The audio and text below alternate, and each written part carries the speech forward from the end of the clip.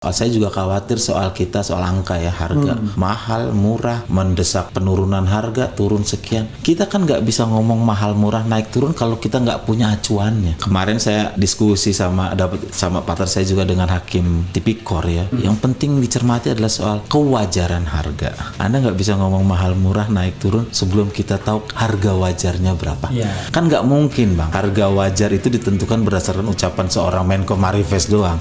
Harus ada otoritas, melibatkan ahli, pelaku usaha, perwakilan konsumen, sehingga di supply and demand-nya ketahuan harga wajarnya berapa, baru Anda bisa ngomong. Tidak bisa hanya dari pihak pemerintah BPKP saja. Ini kan selalu diomong-omongkan, katanya sebelum mengeluarkan surat edaran batas atas itu selalu dengan BPKP, lah BPKP kan pemerintah lah.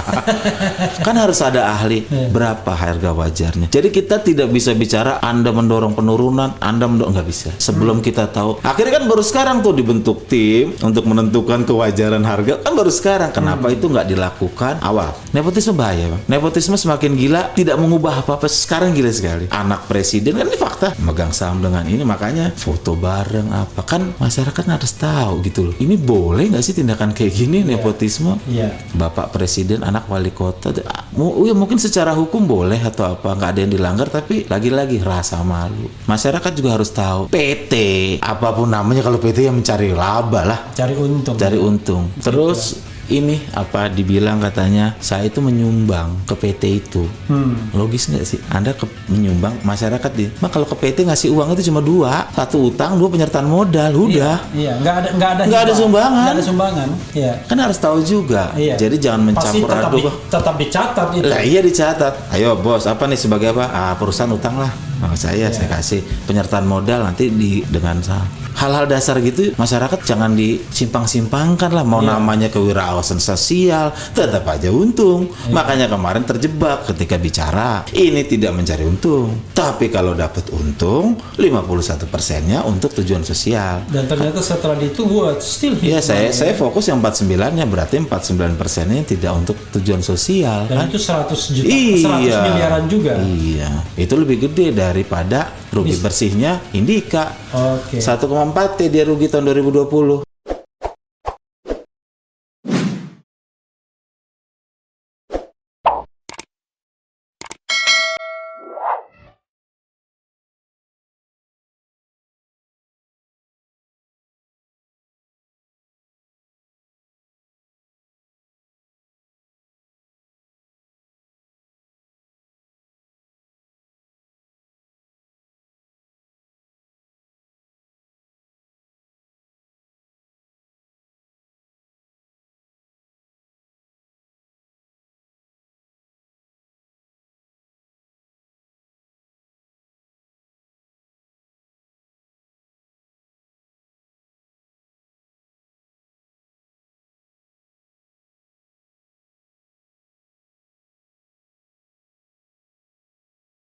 Saya juga khawatir soal angka ya, harga mahal, murah, mendesak penurunan harga, turun sekian. Kita kan nggak bisa ngomong mahal, murah, naik turun kalau kita nggak punya acuannya. Kemarin saya diskusi sama partner saya juga dengan hakim tipikor ya. Yang penting dicermati adalah soal kewajaran harga. Anda nggak bisa ngomong mahal, murah, naik turun sebelum kita tahu harga wajarnya berapa. Kan nggak mungkin bang, harga wajar itu ditentukan berdasarkan ucapan seorang Menko Marifest doang. Harus ada otoritas, melibatkan ahli, pelaku usaha, perwakilan konsumen, sehingga di supply and demand-nya ketahuan harga wajarnya berapa, baru Anda bisa ngomong. Tidak bisa hanya dari pihak pemerintah BPKP saja. Ini kan selalu diomong-omongkan, katanya sebelum mengeluarkan surat edaran batas atas itu selalu dengan BPKP, lah BPKP kan pemerintah lah.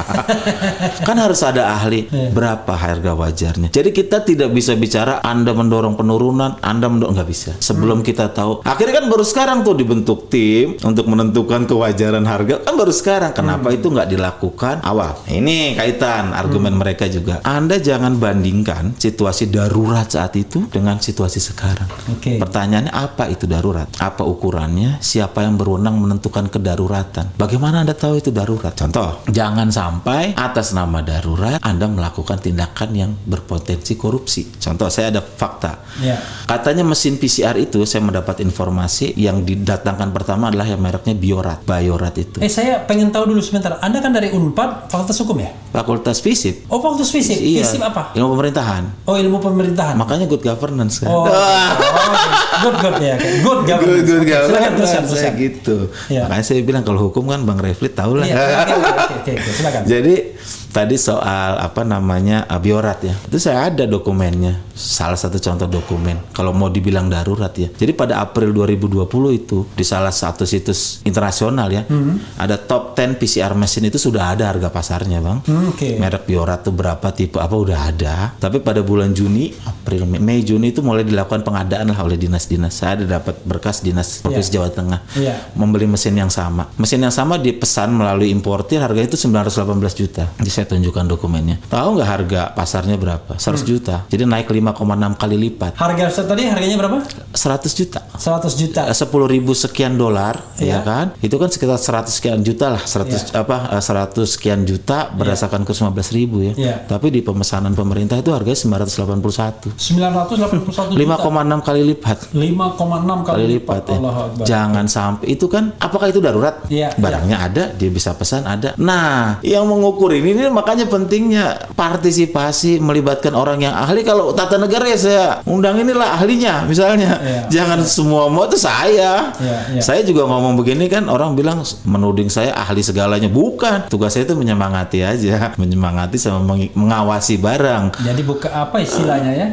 Penabuh beduk. Iya, penabuh beduk biar yang lain semangat bangun. Ahli-ahli hukum, oh iya tuh anak itu ngomong pasal nepotisme, dikaji anak-anak orang-orang NGO, masyarakat. Oh ternyata kita nepotisme tuh bukan cuma himbauan moral ya, itu ternyata hukumannya 12 tahun kan. Enak kalau orang tahu gitu supaya tidak sekarang semakin permisif. Di Undang-Undang 28 itu ya? Iya, pasal 22 pidananya. Saya sama tim saya diskusi dan saya putuskan untuk kampanyekan ini seluas-luasnya ke seluruh dunia lah kalau perlu.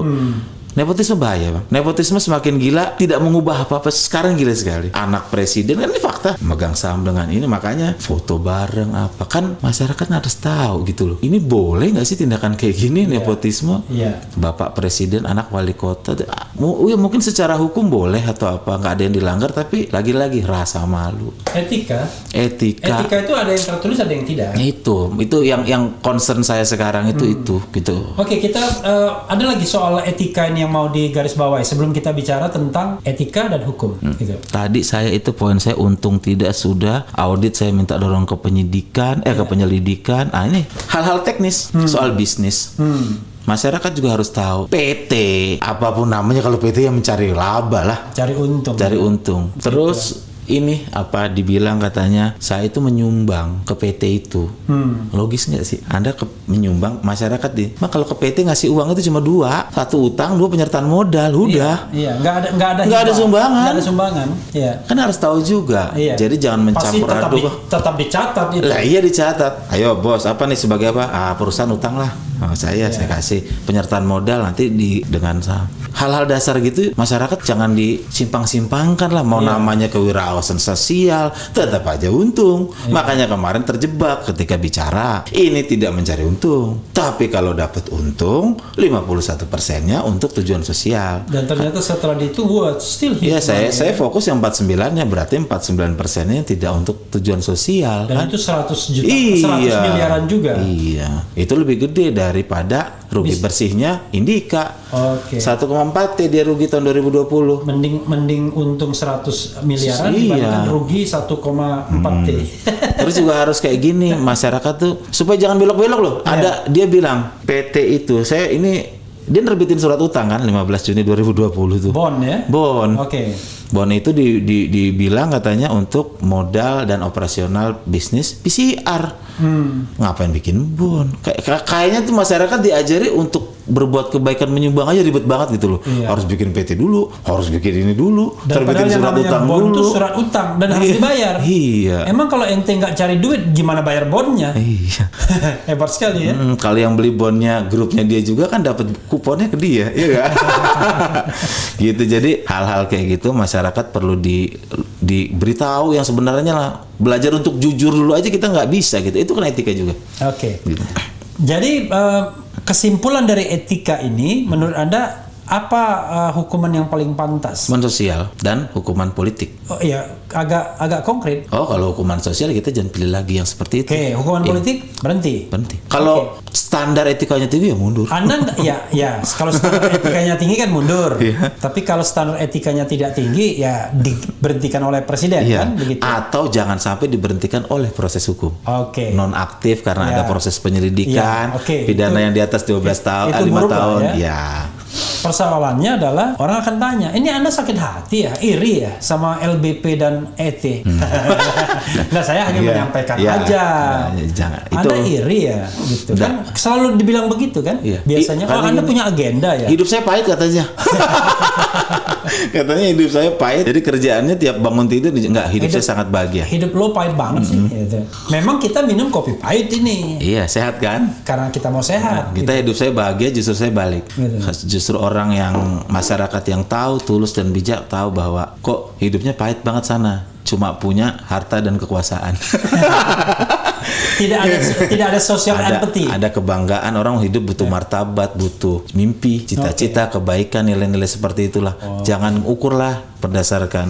Ya itu kemarin menyakitkan saya tuh, super kaya dan sebagainya. Kalau ente begini, saya nggak malu mengakui ente sebagai junior saya di satu perusahaan. Mantap. Mantap. Walaupun belum begitu juga perusahaan punya keinginan good governance ya. Iya. Tapi oke lah. Oke, sebelum kita ada lagi poin soal etika ini. Etika cukup. Cukup ya. Cukup. Sebelum kita beranjak pada proses hukum, kita bacakan dulu ya ini. Karena kalau melihat Anda punya argumentasi, wah ini serius ini kasusnya nggak main-main. Iya, Nggak bisa nepotisme. dikatakan wah nggak 2,5%, cuma 700.000. itulah. Bandingkan padahal ini juta-jutaan ya. Jadi Iya, angka ya. jadi angka. Walaupun saya mengatakan number is not matter, ya kan? Iya. Bukan soal angka, ini soal etika, ya kan? K juga sih Iya. sebenarnya. Oke. Iya. Coba kita bacakan yang relevan ya. Kadang-kadang banyak orang yang maki-maki aja. Biasa. Bang RH, apakah boleh menghibahkan barang ke suatu badan usaha? Ya boleh aja, tetapi kan apa ada orang yang mau ke badan usaha cuman hibah ya kan? Hibah itu biasanya ke yayasan, ke masjid ya kan? Iya. Kalau ke badan usaha hibah hebat banget dia, ya kan? Biasanya orang kalau sudah ke badan usaha ya kalau nggak utang, penyertaan. Saan itu aja, 2. Negara aja ke BUMN nggak mungkin hibah, dia tetap aja penyertaan dihitung ya. Oke. Iya. Oke, ini baru kasus PCR. Yang lainnya bongkar juga bang, biar masyarakat melek. Wah ini, Anda melihat fenomena PCR ini seperti gunung es nggak? Kalau bagi saya kelanjutan dari cerita saya ya soal oligarki dan nepotisme. Oke. Karena saya sebelumnya nulis juga soal kasus Rekin. Ya. Di situ ada kakaknya Menteri BUMN juga. Ya. Terus investasi Telkomsel di Gojek Ya. itu juga 6,4 T ada juga. Ya. Terus Undang-Undang Cipta Kerja yang di situ muatannya pentingnya adalah perpanjangan PKP 2B. Sebenarnya sudah diambil dulu Oleh undang-undang Minerba. Minerba. Jadi Ya kan? awalnya, ini yang saya tahu Ya. ya, yang saya amati. Saya baca juga tuh. Awalnya inginnya melalui undang-undang Cipta Kerja. ya. Tapi ribet ini undang-undang Iya. ini banyak protes dan lain Iya. sebagainya. Tiba-tiba salib di tikungan undang-undang Minerba. Unfortunately tidak dibatalkan MK Iya. walaupun yang otomatisnya itu dibatalkan tapi lewat sudah. Kan konon sudah diperpanjang. Perpanjang. Kan? Sudah perpanjang semua. Sudah ya. lewat barang itu kan baru diputuskan MK. Allahu Akbar Ini ya. GSI, soal GSI ini ya kita pakai dulu peluru satu dulu lah kalau iya kan. Oke. Sayap kanan dulu lah, nanti kita uji, Oke. nanti yang lain